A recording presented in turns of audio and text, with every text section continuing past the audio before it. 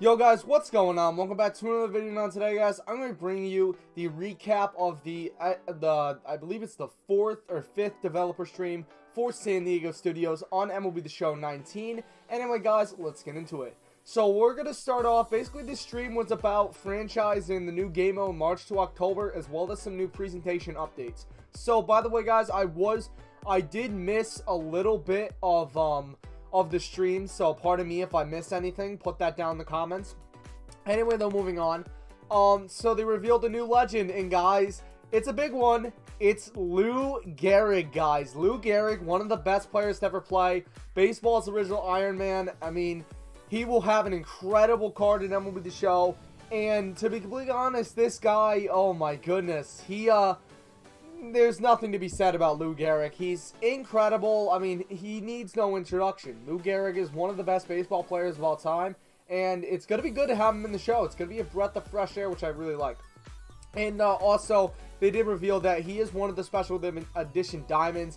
It's his 1925 rookie card, and it is an 87 overall. Moving on, they did reveal some new stadium sounds in the stream, and the first stadium sound was a ka-ching after a strikeout. The second one was a lion roar after a home run, and the third one was an organ after steal. Now, honestly, guys, I love it. I love it, guys. It makes the game much more arcadey, which is what I love, because honestly, the show this year, it really didn't have that arcade feel. Like, yes, you had the souvenirs and all that. I think it was more realistic, but in the show 19, they're going to try to make it essentially more arcadey, and they're going to allow you to customize your stadiums and all that a lot more, which I think is very important. I think that SDS will do a great job in terms of making the game a bit more realistic. Moving on, we're moving on to franchise mode. So franchise mode, the only update they made, which I'm very mad about this, the only update they made was contract extensions. That's it, guys. So contract extensions, basically they're available, I believe it was either spring training or July 15th, they said in the stream, right before the trade deadline. And essentially the menus did look the same here. On the demo, the menus look the same.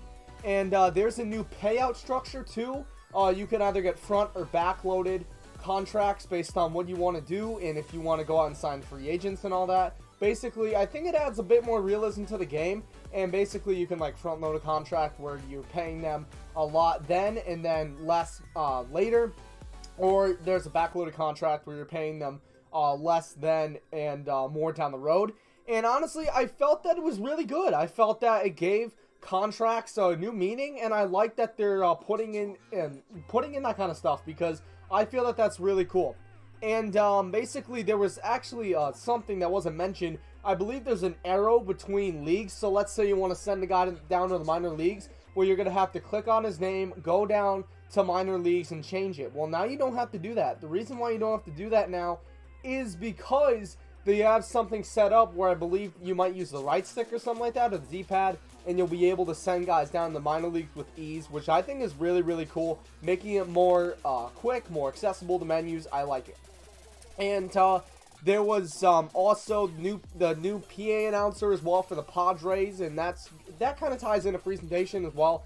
And there's more info on the scoreboards, and also there's new pre-pitch cameras, and there's player models on the lineup screen. So that kind of ties in a presentation, but I think that's really, really good. I like the changes they made. So what pre-pitch cameras, essentially what it is let's say there's a tense standoff between the pitcher and the batter. Well, you'll have an option to pick your pitch on the bottom of the screen, and then it's going to be the camera will be circling around the pitcher, and I felt that it was really cool what they showed. I liked it, guys. I really liked it. And now moving on to presentation, and MLB The Show this year, what they did was they went out and they made the game more realistic in terms of crowds. Like, let's say there was a scene where Jose Ramirez hit a solo home run in the Oakland Coliseum. It was silent in the Oakland Coliseum, and I really like that. It gives the game more realism, and I just really like it. It's really, really nice. And also, they did introduce they introduced the sideline reporter for the first time on the show. It is Heidi Watney. I believe she works for MLB Network. And basically, Heidi Watney will be in March to October in the presentation and just some regular games. And she'll give like sideline updates and how the club is feeling and all that, and I really like that. And it's pretty cool. And also there was another one where it was a pre-pitch camera, and the pitcher was making a selection, and the crowd was very silent, and it gave it kind of that tense feel, which I really love. And yeah, moving on now, we have March to October, possibly one of the most interesting game modes in MLB The Show this year. So there is actually unique commentary now. Let's say your club is going through a skid that you're playing with. Well, they're going to have unique commentary with it. Also, the difficulty package that you choose will vary depending, or the rewards will vary depending on difficulty. Like, let's say you play on Rookie, you might only get a Silver player. Yeah, if you play on Hall of Fame, you'll get like a Diamond or something like that. That kind of thing. And basically, once you complete the March to October and win the World Series with the team, essentially it will show, the badge will show on the team that you win with. So let's say you played on Rookie and won the World Series. Well, it's going to show Rookie, and I really like that. And the rewards did include Diamond Dynasty cards. So the Mariners had a Silver starting pitcher. I believe it was a rookie James Paxton. Correct me if I'm wrong. I believe it's a rookie James Paxton. They had an 83 Kyle Seager, which was in the game last year. Then they had an 87 overall Jay Buhner as the highest reward. They also had universal profile stuff. And I believe they did stadium sounds as well, which is very awesome.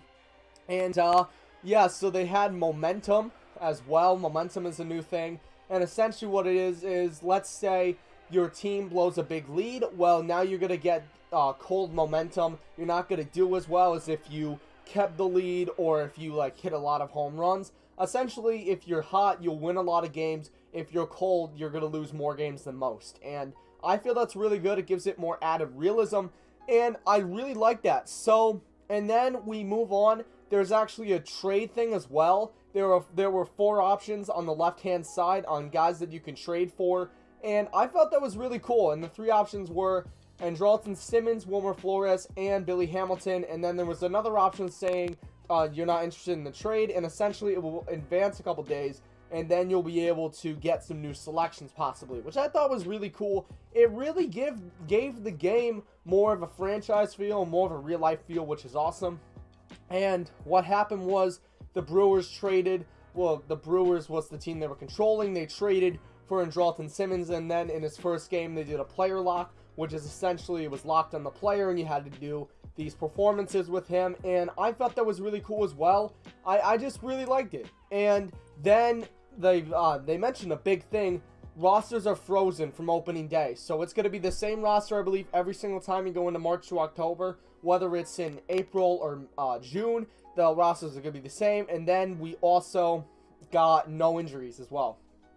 So essentially, let's say one of your players gets injured and your momentum is completely done. Well, that's not going to happen anymore. And overall, this March to October mode looks really nice, and I'm really excited, and it has incredible potential, and I can't wait to see what it's going to do. And the last thing we got in the stream was the special edition diamond reveals. So the first diamond reveal we got was a Jackie Robinson All-Star card, 88 overall. I believe it's a left fielder as well. And I thought it was very cool. You know, it's going to be more of a speed and contact card, and I believe it was actually part of his Immortal, the 50% reward. And then moving on, we got a Jason Kendall catcher, reflecting his All-Star season 1988. It was 1998. It was an 87 overall card. And they said that the card was going to have a lot of contact and also a lot of speed.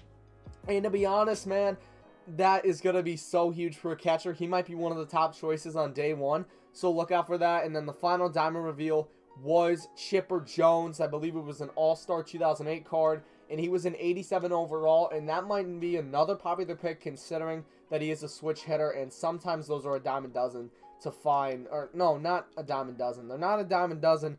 Jeez, man, what am I doing with my catchphrases? But yeah, guys, so that's basically it. I hope you guys have enjoyed this little stream. Next week, they're going to be going over Diamond Dynasty, so you know I'll be on that.